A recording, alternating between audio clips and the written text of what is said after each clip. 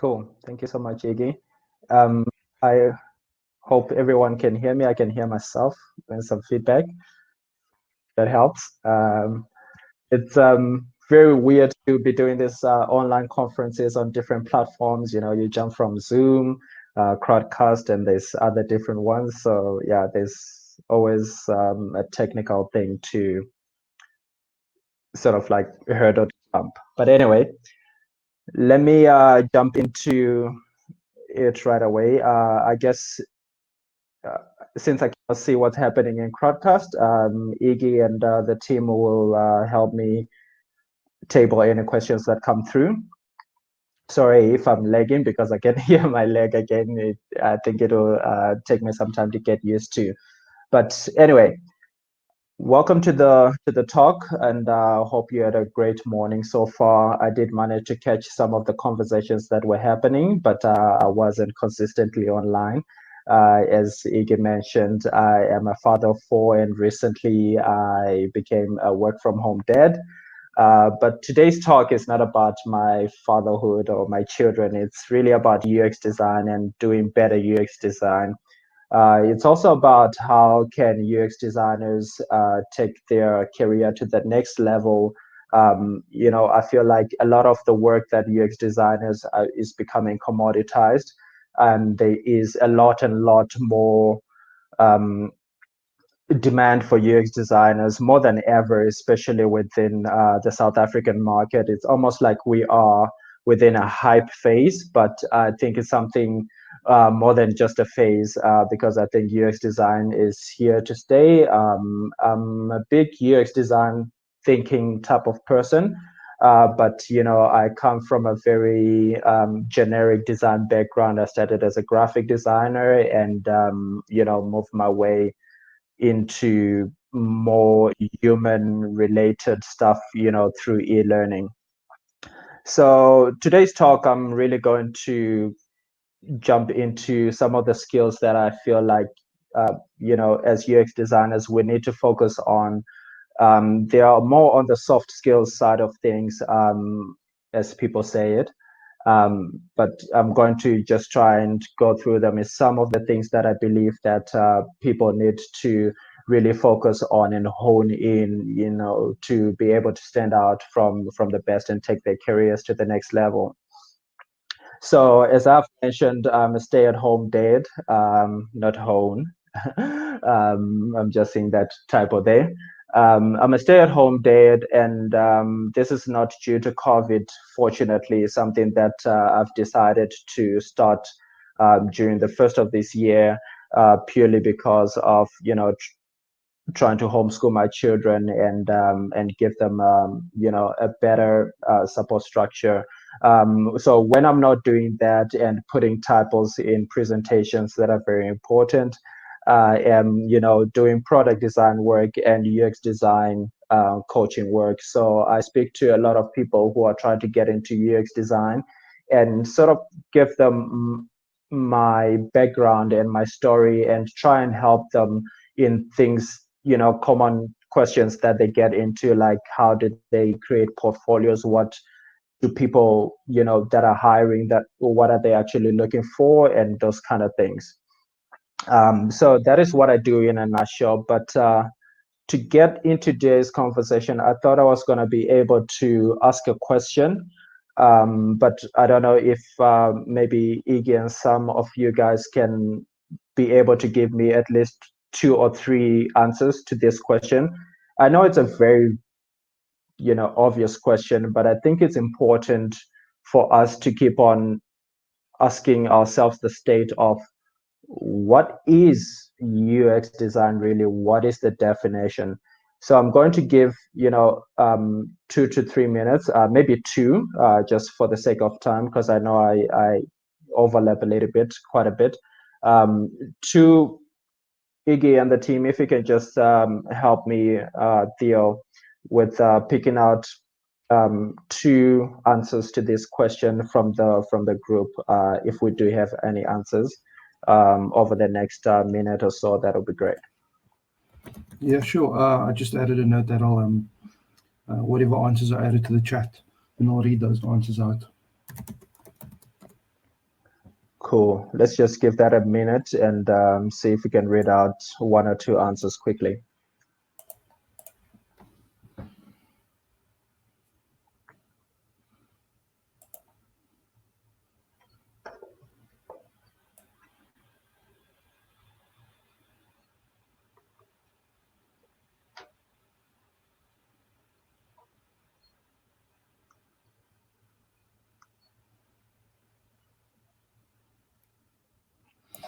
Any answers, anybody? Any thoughts? Don't be shy. Cool. If we don't have any, I can give you my version of what I think UX design is. Okay. From my, yep. Do you have something? All right, I think cool. So I think there's a very wide, broad definition of what UX design is, from the technical things of building, the actual product and prototyping and all of that stuff. And there's a research and data, field to it. But it's a very vague term, and I think I mentioned this last year in my talk as well. That I actually do this sometimes on a Sunday afternoon, grab myself a cup of coffee, and just look at the definitions of the roles that people put up on LinkedIn as UX designer roles, and it's just funny and fascinating to see the different descriptions that they put out and the things that they expect UX designers to actually be doing. So I think there's a broad, definition to UX design, and recently product design and design thinking have had a lot of influence around how that picture looks like. But I'm going to go into the main three things now that I think UX designers should focus on, and sort of like have in their skill set to keep a very good rapport and stay on top of the game.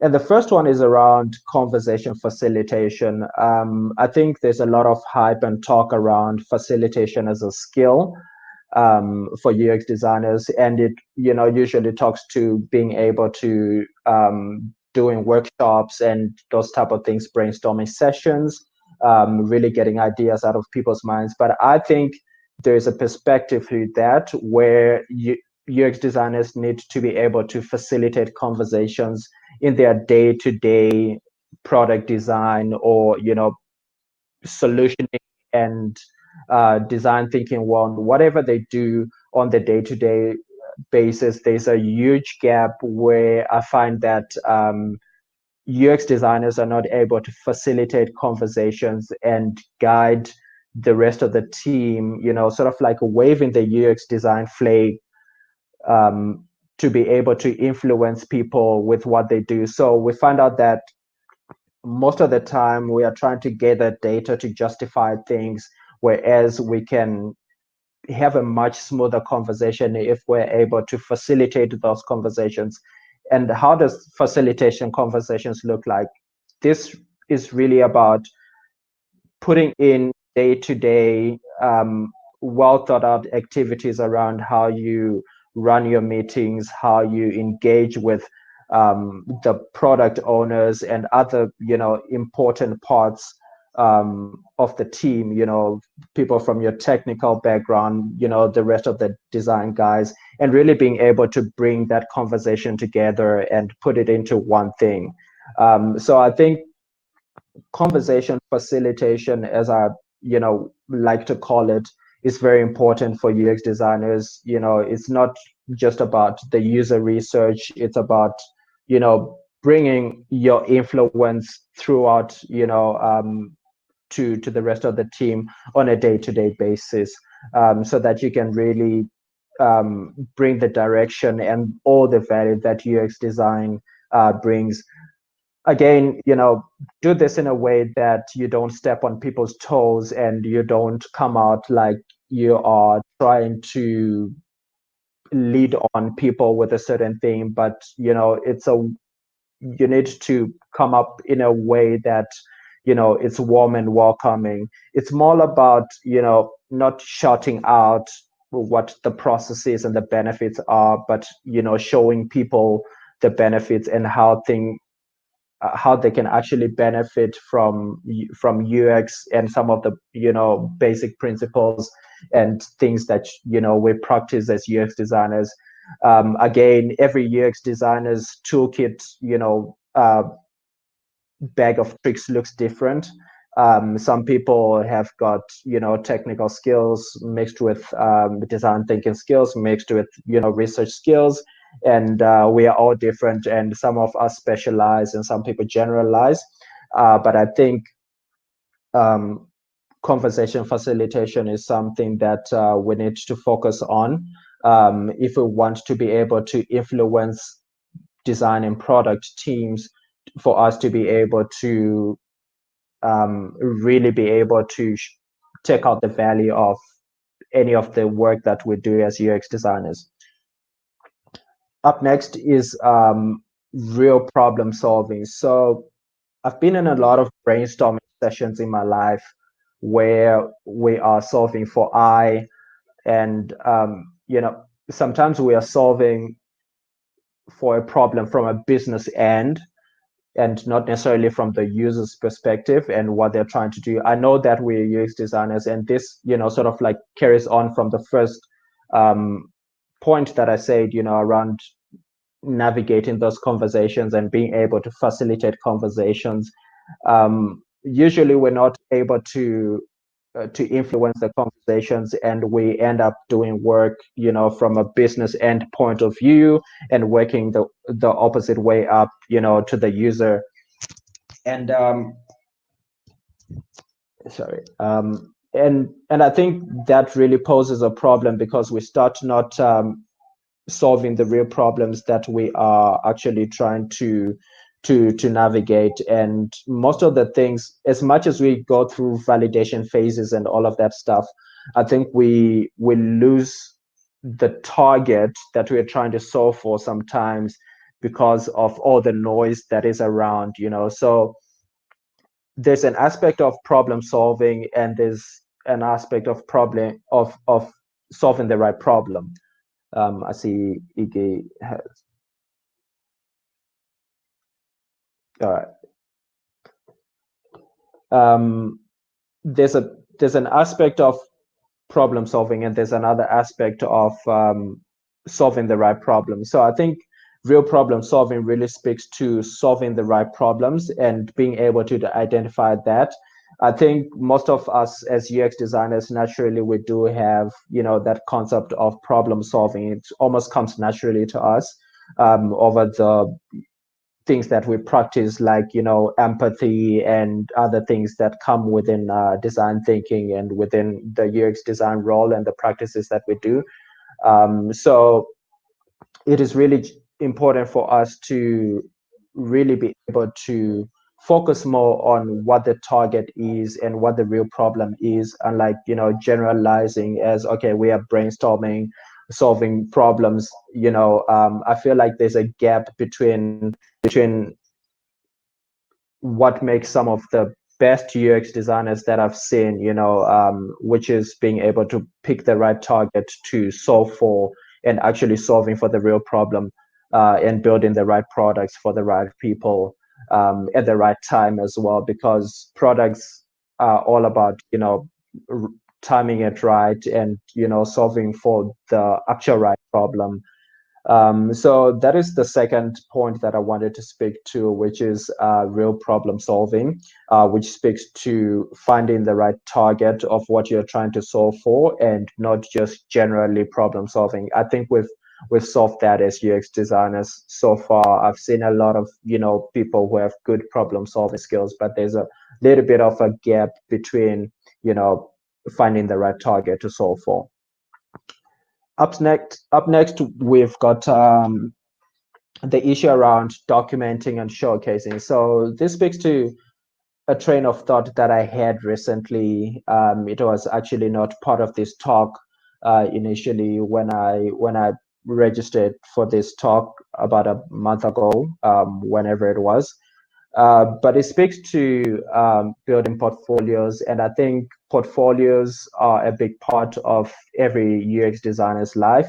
But I think they come with certain disadvantages, if I can put it in that way.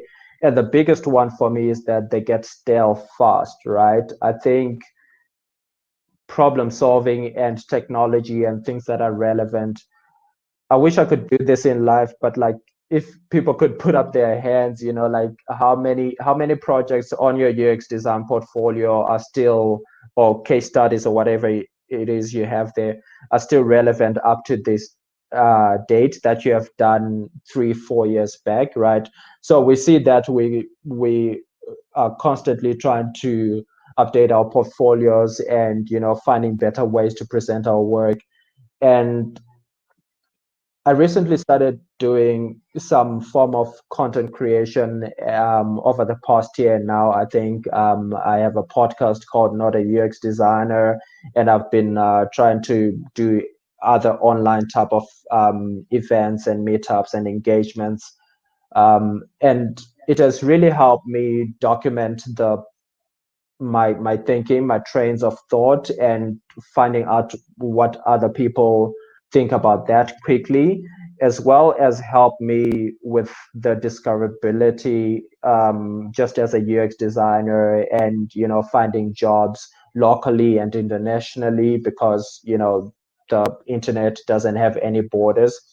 And I found that I always have the most recent, thinking and work that I'm doing out there that people can find, fresh and most up to date stuff that I have. Um, and it's easy, to present as a UX designer. And I feel like it has gave me a benefit of standing out from anyone else on the internet that you might find, without necessarily having to maintain my portfolio of case studies and stuff, because my whole work and my thinking is out there almost like as a big case study that that I have out there, and I keep on documenting and putting out this stuff all the time on a regular basis. So documenting and showcasing is not about content creation only. That's just the way that I do it. But I look at it as a skill set that UX designers need to be able to really hone in, especially on the showcasing bit. I think we usually jump into, like, I've looked at a lot of case studies over the past years, and the format hasn't changed really. I think there's more that can be done into the storytelling side of things, and really only highlight the important things that we really want to feature within our showcasing efforts, to be able to capture the audience. Again, showcasing is about, it's all about the audience that you're speaking to, right?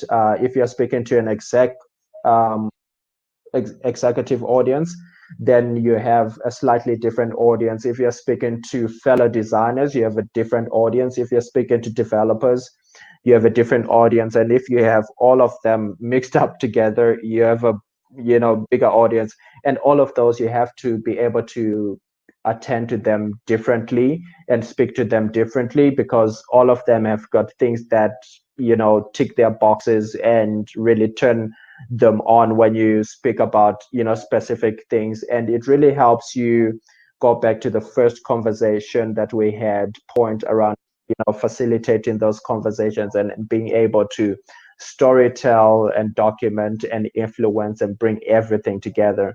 So if we look at the three things that we spoke about today, we I'm really looking at UX designers using more of the soft skills of them being able to influence more the teams that they're into. I still feel like working within a bunch of agile teams that I have worked with over the past couple of years.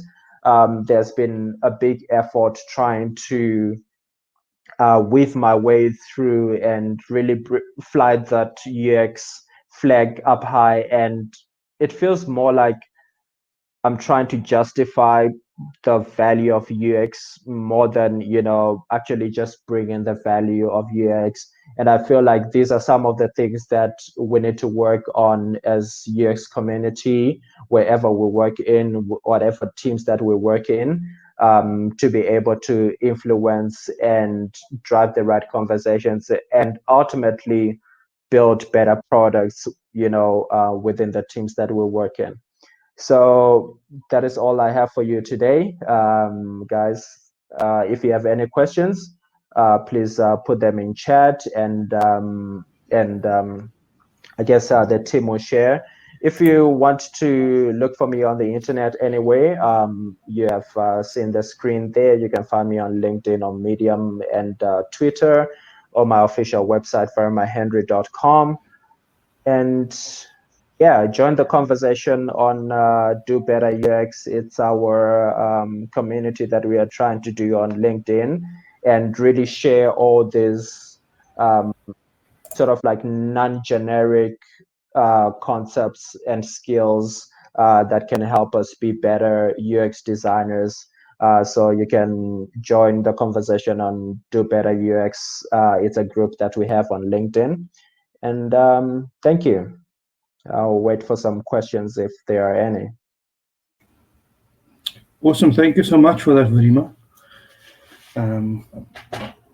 I think I'm just checking the questions, and I see we've got one here from Makaziwe.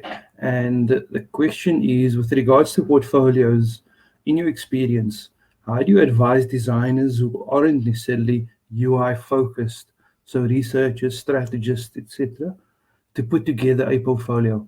So how would they go about? What's your understanding of that? I think it goes back to storytelling, right? So if you were to go to my website on varimahenry.com, I don't have any piece of work that is there. It's not necessarily a portfolio, but I think, what you need to represent is around who are you as an individual. The second thing that people want to know is what is your thinking, and what is your approach to problem solving, right?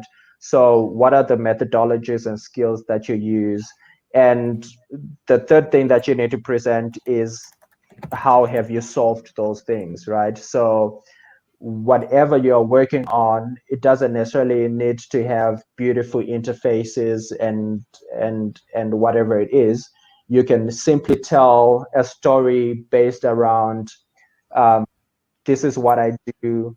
This was a problem that we faced with company X, and this is how we solved it, right? You can put in data, you can put in beautiful images that are not necessarily, app or product or UI related. And UX spreads way more than, UI interfaces. There's voice, there's AI, even in gaming, there's a good level of user experience design, right?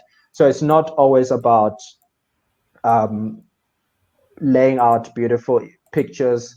I think it's more about telling your story, telling who you are, what's your approach, how do you solve problems, and what are the problems you've solved before. Okay, thank you for that. I see Karika's asked if you could just share your contact details slide again, please. Let me see if I can. Can you guys still see my screen? Yes. Cool. All right, so I'll just leave that up. Okay, cool. There's some comments from Carter Yaku commenting on your portfolio and that your site's really nice. Yeah, it is a really nice site. Thank you, guys. Any more questions? Awesome. Anybody? Any more questions?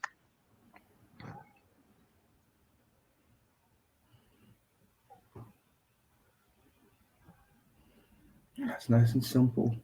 I think people are distracted by your site. That's why they're not asking any questions. Yeah, they're like, oh, I see so much activity on LinkedIn already, and yeah, I think people are just distracted. I think Yeah. that's great. Anyway, I think let's continue the conversation Yeah. there, and Oh, we've I think Varima, yes, we've got one more question before you yep. drop. So the question by Catherine is, um, what is positive UX? And then the comment is, how would you describe it? What is positive UX, and how would you describe it? Yeah. Ooh.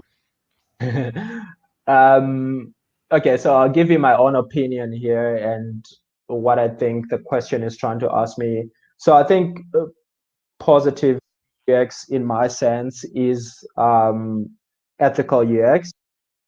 Within the teams that I've worked with, I've always tried to drive back the idea of um, what are we trying to achieve here, and how does it actually benefit this person? Uh, and I think it's a balance between business objectives and usability and things like digital wellness and mental wellness and all of that stuff, right? So I'll give you an example. So I think the the thing that you see on most streaming websites that ask you, are you still watching after like binge watching for whatever amount of time, is an aspect of positive UX, because it actually helps you switch off the thing, and it's really tailored around the wellness and the being of the user. So I think that is my definition of what positive UX is. What was the second part of the question? Sorry, it was what it is and how would you describe it? Okay, so yeah, that Yeah. is what I think it is, and that is how I would describe it. Yeah. Okay. And then last question. Not sure. So this is by Carter. Not and the question is not sure if I can still ask this. But do you use Google Analytics to track activity on your site? Yes, so I use a couple of different things. I use Google Search Console so that I can see how people are finding me and the keywords that I'm doing. Uh, that way, I have a good idea of, what content or what questions that I need to answer for the community. I use Google Analytics to see what the traffic and, how people are spending on the website and that stuff. I also use a tool called Full Story, which sort of gives me a recording of the sessions for every visit that gets on the web done on the website. That way, I can get more qualitative type of feedback. Where people interact with things and make a little bit more educated assumptions around what are people trying to do on the website and how are they trying to interact with me. Okay. Thank you. Thank you for that, Varima. I mean, if there are any more questions, um, or you want to link up with Varima, you can do it via his awesome site. You can share the call. But Varima is very, very active on LinkedIn and Twitter. So you could even just touch base with him via those mediums as well. Cool. Thank you so much, Thank you so guys. much.